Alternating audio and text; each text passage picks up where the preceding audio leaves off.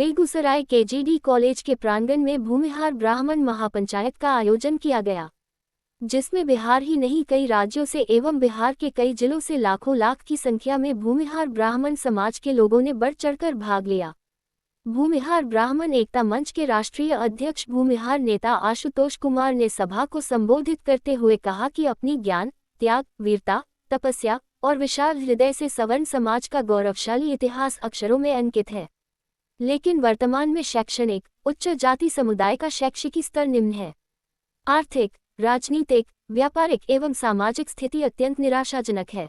आशुतोष कुमार ने कहा कि समाज के लोगों को अपने मन से अहंकार और मैं श्रेष्ठ हूं की भावना को दूर करना होगा। एक दूसरे के पैर खींचने के बजाय एक दूसरे का हाथ थामना होगा।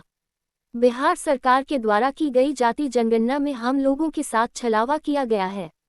हम सभी भूमिहार ब्राह्मण महापंचायत कर बिहार सरकार के मुखिया नीतीश कुमार को अपनी उपस्थिति दिखाकर एकजुटता दिखाने का काम आज कर रहे हैं। बिहार ही नहीं दूसरे प्रदेशों से आकर लाखों लाख की संख्या में हमारे भाई जो एकजुटता का परिचय दिए हैं, हम सभी भाइयों का सदा ऋणी रहेंगे।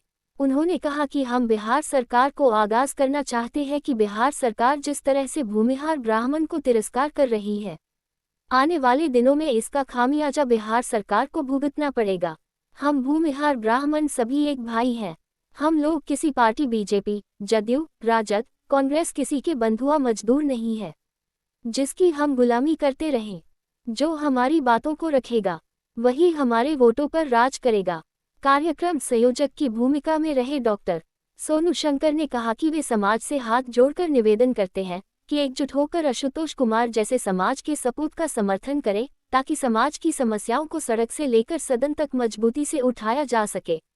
अतिथि के रूप में शामिल हुए सतीश सिंह, राष्ट्रीय अध्यक्ष राजपा, ने कहा कि आज भूमिहार समाज के लाखों लोगों ने अपनी एकजुटता दिखाकर सरकार और राजनीतिक दलों को अपनी ताकत का एहसास कराया है। कार्यक्रम में यूपी से सर्वेश पांडे, बॉबी त्यागी, गायक राकेश मिश्रा, गायक सर्वेश मिश्रा, हेमा पांडे, बांसफेम दीपक ठाकुर, राणा दीपू सिंह, मृणाल माधव, सुनीता मिश्रा, गौतम कुमार, गोपाल जी, चिराज कांत आदि मौजूद रहे। 24 के लोकसभा चुनाव से पहले इन्होंने जारी किया है। ये जो मंशा था ये इनके ऊपर उल्टा पड़ गया, ये खेल उल्टा हो गया।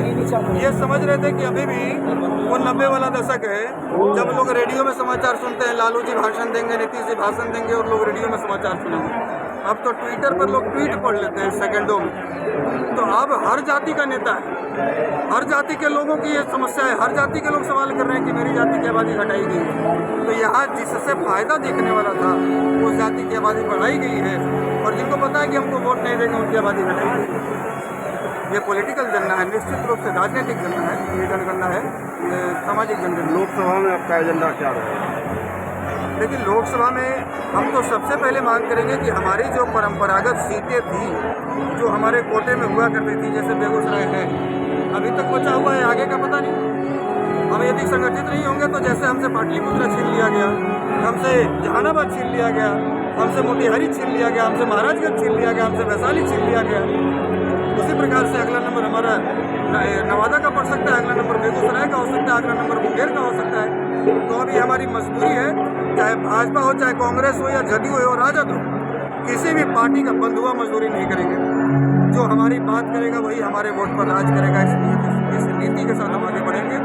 और अब देखते हैं, और ऐसी बहुत सी घटनाएं आपने देखी होंगी कि जो लोग कल तक भगवान परशुराम जी की जयंती नहीं मनाते थे, देश के गरीब मंत्री जैसे लोग, वो स्वामी सहजानंद सरस्वती की जयंती मनाने आए। तेजस्वी जी भी परशुराम जयंती में आकर माफी मांगे, यहाँ तेजस्वी लोगों की जयंती मना रहे हैं। और आज इसी महापंचायत को असफल बनाने के लिए, क्योंकि हमारा कार्यक्रम 4 महीना पहले से निर्धारित था, भारतीय जनता पार्टी के लोगों ने, स्थानीय नेताओं ने माननीय गृह मंत्री जी का कार्यक्रम मुजफ्फरपुर में रखा। लेकिन आप यहाँ का जो चुनाव देखकर समझ सकते हैं कि अब यह समाज ये समझ चुका है कि किसी पार्टी का झंडा ढोने से अच्छा है कि अपनी जाति की बात को मजबूत करें, जाति की